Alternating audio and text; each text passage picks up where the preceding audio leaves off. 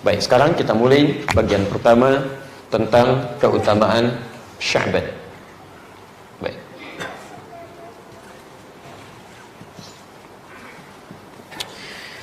Hadis riwayat An-Nasa'i yang ini, juz yang ke-6, halaman pertama, nomor hadis 2357. Satu kali sahabat bernama Usamah bin Zaid bertanya pada Rasulullah SAW, "Ya Rasulullah, lima araka, ya Rasulullah, kenapa saya seringkali melihat Anda tasumu Sya'bana, menunaikan puasa di bulan Sya'ban ini lebih banyak dibandingkan dengan bulan-bulan yang lainnya?" Baik, sekarang perhatikan jawabannya. Beliau bertanya tentang puasa di bulan Sya'ban, tapi jawabannya menerangkan tentang kekhususan bulan ini dibandingkan dengan bulan lainnya. Saya hapus yang ini, sudah saya jelaskan. Perhatikan.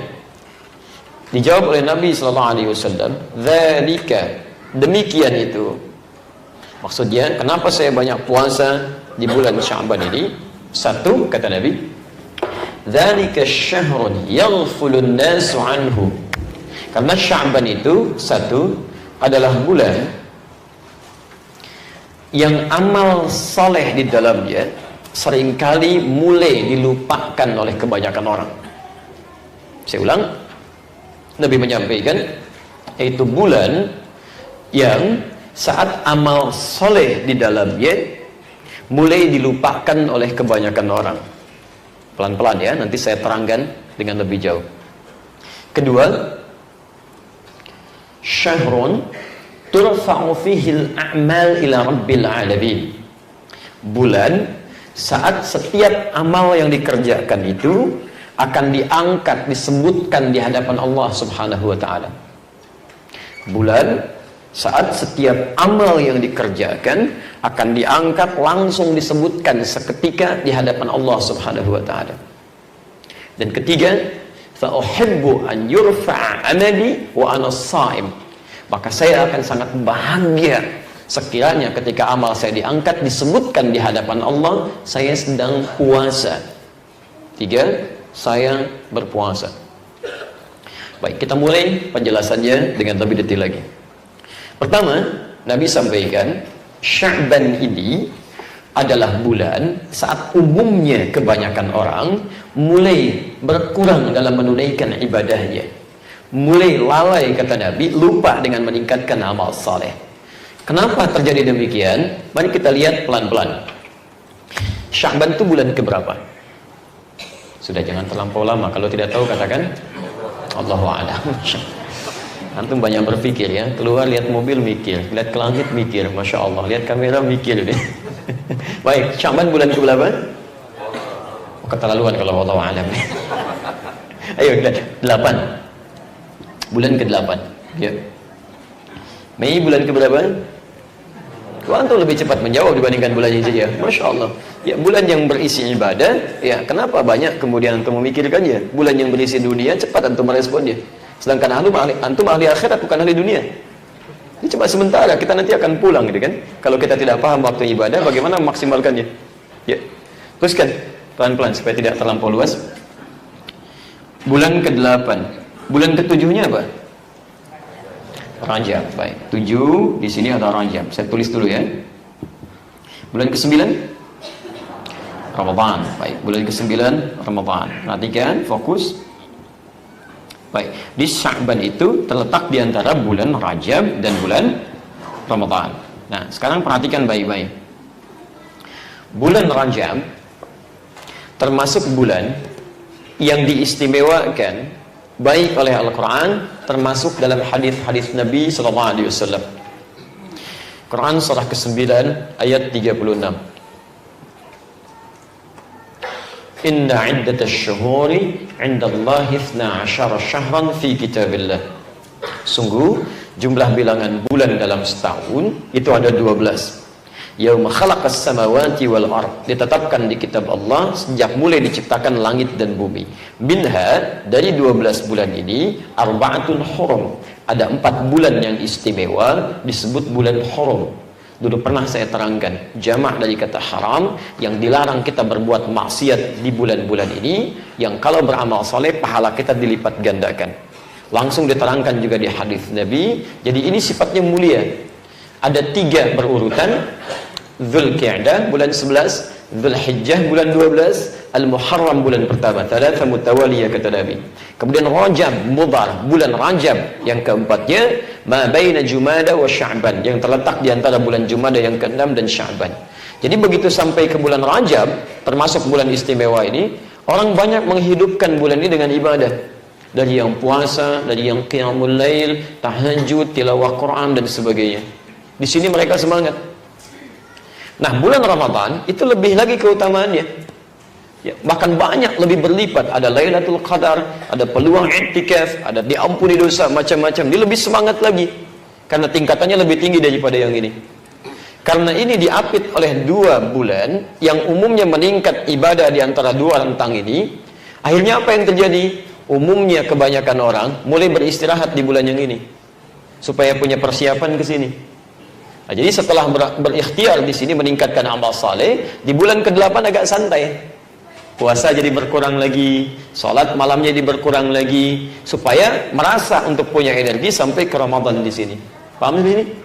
Akhirnya disebutkan oleh Nabi bahwa bulan ini yang diapit oleh Rajab dan Ramadan ini sebagai bulan yang umumnya orang-orang mulai turun kuantitas dan kualitas ibadahnya. Sekarang perhatikan, saya berikan rumus dari kalimat Nabi ini yang nanti jadi kaidah dalam fikih. Jika Anda menemukan dalam satu momentum orang-orang sudah turun dalam menunaikan amal saleh, nah maka kemudian Anda berinisiatif mengerjakannya, maka disinilah terletak pahala yang melimpah. Di antara banyak itu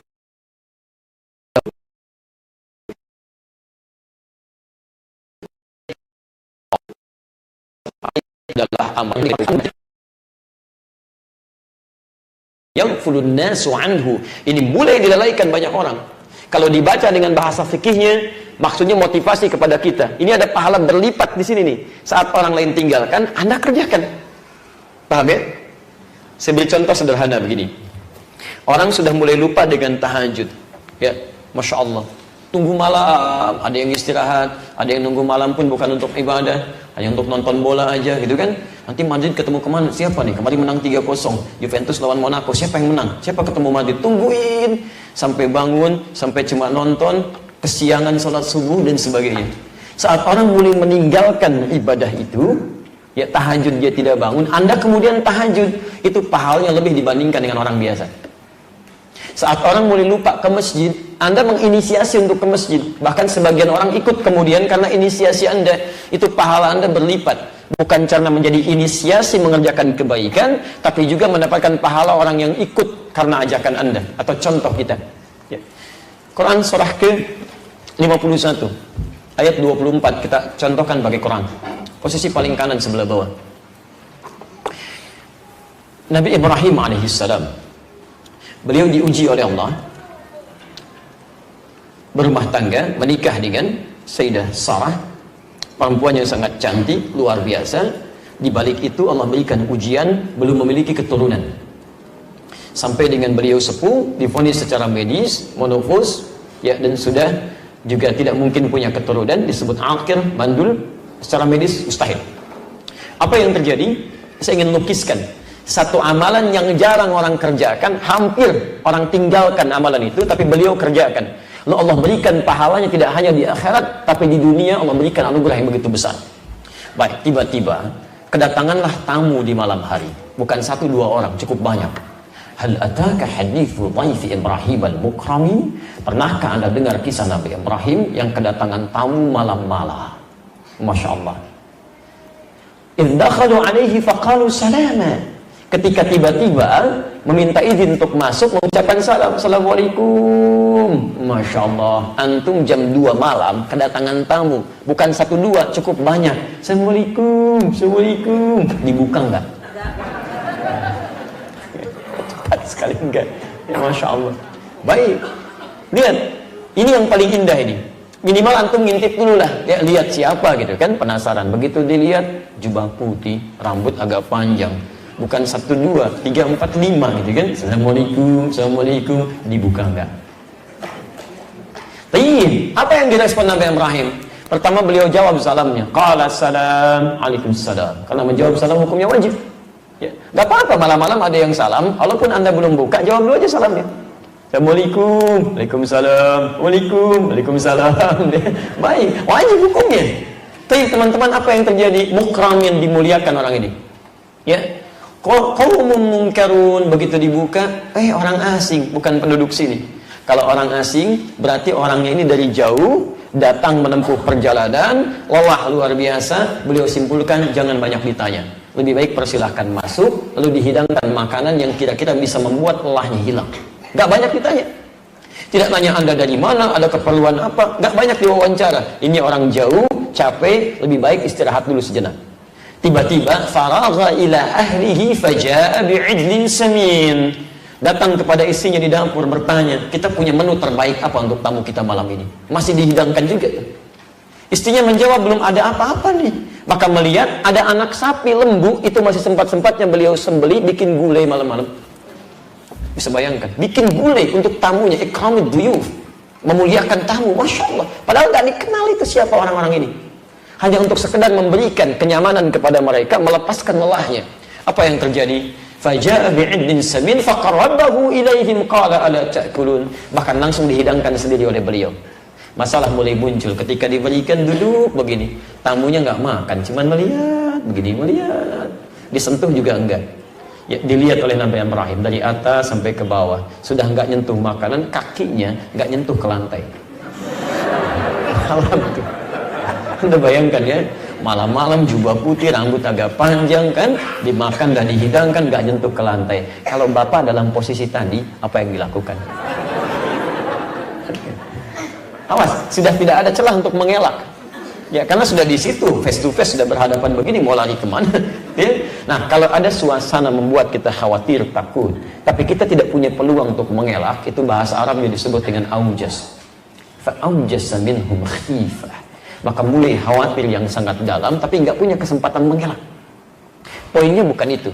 Tiba-tiba langsung menyampaikan orang-orang ini atau makhluk-makhluk ini, qalu la takhaf wa basyaruhu bi ghulamin alim. Kamu nggak usah takut, katanya. Kami malaikat yang datang ke sini. Jadi mereka malaikat yang menyamar, tapi yang paling menarik, tujuan utamanya bukan ke Nabi Ibrahim. Tujuan utamanya ke sepupu beliau, Nabi Lut. Cuman mampir ke rumah Nabi Ibrahim, datang ke situ, dimuliakan Nabi Ibrahim. Apa yang terjadi? Wa basyaruhu bi ghulamin alim. Maka seketika Allah berikan kabar gembira lewat malaikat ini, karena Nabi Ibrahim punya perilaku yang sangat mulia, melakukan amalan lebih daripada orang biasanya yang mustahil bahkan dikerjakan banyak orang saat itu ditinggalkan. Kata Allah, sampaikan padanya, istrinya Sarah akan mengandung.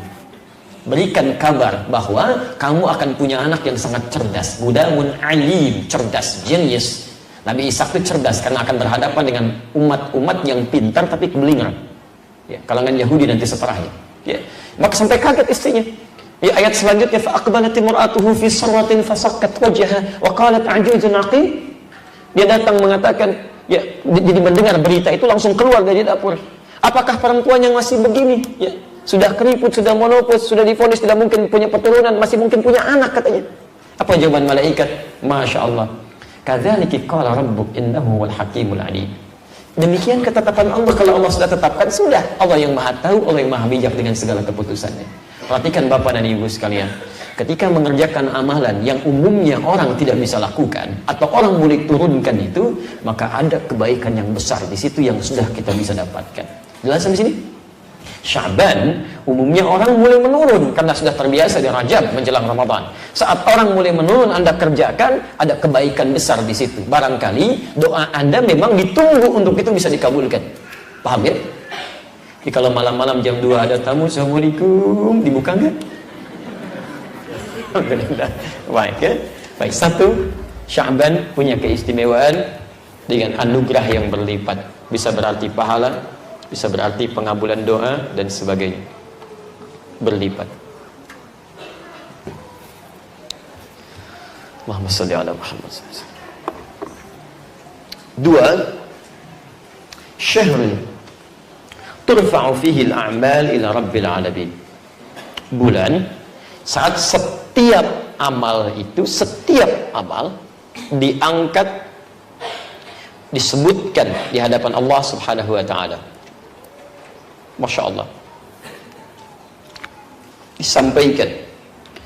Tolong catat kalimat ini ya. Saya harus berikan penjelasan supaya nanti tidak dipotong potongan dari penjelasan ini dan jadi pernyataan yang tidak tepat nantinya. Allah sangat mengetahui mau amalan itu dilaporkan oleh malaikat, diangkat, disampaikan atau tidak. Sebelum itu dilakukan, Allah sudah mengetahui. Saat dilakukan, Allah maha mengetahui. Akan dilakukan, Allah maha mengetahui. Hanya yang penting yang garis bawahi keterangan di lafaz ini, kemuliaan Sya'ban beda dengan yang lainnya. Kalau di bulan-bulan lain Anda beramal, mengerjakan amal saleh, maka amalan kita itu sekedar dicatatkan, tuliskan. Sebagai contoh, Anda membaca Al-Quran, satu hurufnya berapa? Tahu dari mana? At-Tirmidzi nomor hadis 2910 kan? Man qara'a harfan min kitabillah falahu asyru hasanat. Siapa yang membaca satu huruf dari kitab Allah, dia dapat setiap hurufnya 10 kebaikan. Walam aqul alif lam mim harfun. Saya tidak katakan alif lam mim satu huruf.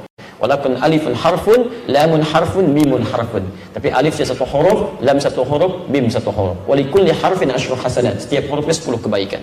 Jadi kalau kita baca alif lam mim, dapat berapa? Itu dituliskan oleh malaikat. Di akhirat dibuka, disampaikan kepada kita. Ada catatannya. Bahkan disuruh baca kita. Quran surah ke-17 itu. Ya, dari ayat 13 sampai ayat 15-nya. Iqra' kitabak kafa bi nafsika al-yawma 'alaika hasiba. Posisi paling kanan di pertengahan, agak sedikit ke bawah. Ini kitab kamu nih, silakan baca, lihat. Ini amalan-amalannya, ditampakkan itu. Ya. Bahkan ayat lainnya kita hafal. Faman ya'mal mithqala dzarratin khairan yarah wa man ya'mal mithqala dzarratin syarran yarah. Nanti akan dibuka, akan nampak sekecil apapun ada tertuliskan itu. Ada. Tapi ditulis. Tapi saat Anda mengerjakan di bulan Sya'ban, tidak hanya dituliskan. Begitu Anda baca alif lam mim, seketika diangkat sampaikan kepada Allah. Ya Allah, si fulan sedang baca ini. Ya Allah, si fulan kerjakan ini. Ya Allah, si fulan tahajud. Ya Allah, si fulan qiyamul lail. Ya Allah, si fulan tilawah Quran. Ya Allah, si fulan sedekah bulan Sya'ban. Tidak pada bulan yang lain. Karena itulah orang banyak menghidupkan bulan ini. Lomba-lomba meningkatkan ibadah siang malamnya. Karena mereka menginginkan nama mereka disebut di hadapan Allah Subhanahu wa taala. Jadi kita disebut di hadapan manusia saja bangganya luar biasa. Anda wisuda anak-anak disebut, Masya Allah Fulan bin Fulan juara pertama penghafal Quran, putra yang sangat rajin. Orang mulai melihat, orang tuanya bangga, anaknya senang. Nama bapak dituliskan di buletin, Masya Allah, disebutkan orang paling rajin, ya sukses begini, bangganya luar biasa. Padahal buletin tingkat RT yang bikin Anda juga, yang lihat Anda dan warga gitu kan. Tapi terasa senang, bahagia. Jadi kalau dalam konteks kemanusiaan saja kita bahagia, siapa yang tidak bahagia namanya disebut di hadapan Allah Subhanahu wa taala? Ayo coba lihat. Makanya Nabi menginginkan termasuk bagian darinya. Ya, bagian ketiganya, wa uhibbu an yurfa 'amali wa ana shaim. Maka saya sangat bahagia kalau amal saya diangkat itu, kalau amal saya diangkat disebutkan. Nabi itu madmunun bil jannah, dijamin masuk surga. Maksumun minal ma'siyah, dijaga dari berbuat dosa. Ini ahli surga, dijaga dari perbuatan dosa, masih menginginkan namanya disebut di hadapan Allah Subhanahu wa taala.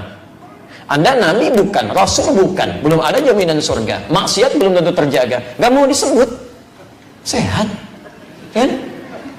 Ini menarik kan, wa ana shaim kata Nabi, saya sedang puasa. Jadi seharusnya kita berlomba ini. Kita sudah tanggal 9 sekarang. Masih ada tersisa. Apa enggak mau Anda disebutkan si fulan begini, si fulan begini, dan berbahagialah kita. Hadis tentang ta'lim dan ta'allum sekarang yang kita kerjakan itu punya hadis khusus di hadis Muslim nomor hadis 2010. Itu bukan malaikat lagi yang sebutkan, Allah yang sebutkan di hadapan makhluk yang ada di sekitarnya. Majtama qaumun fi baitin min buyutillahi, tidak pernah orang berkumpul di satu rumah di antara rumah-rumah Allah, di masjid, yatluna kitabullah, mereka belajar tentang kandungan kitabullah, wa yatadarasunahu fima bainahum, kemudian mengkajinya, mempelajarinya di antara mereka, illa, kecuali akan diberikan 4 hal utama yang tidak akan diberikan pada orang-orang selainnya. Ghasyiyatuhumur rahmah, mereka akan dinaungi rahmat Allah Subhanahu wa taala. Nazalat alaihimus sakinah, diberikan ketentraman dalam jiwanya. Makanya taklim yang baik itu taklim yang menenangkan jiwa kita, menghadirkan rahmat, kasih sayang dengan sesama. Jadi kalau Anda ikut taklim tidak membuat diri Anda tenang, ada yang salah dalam taklimnya.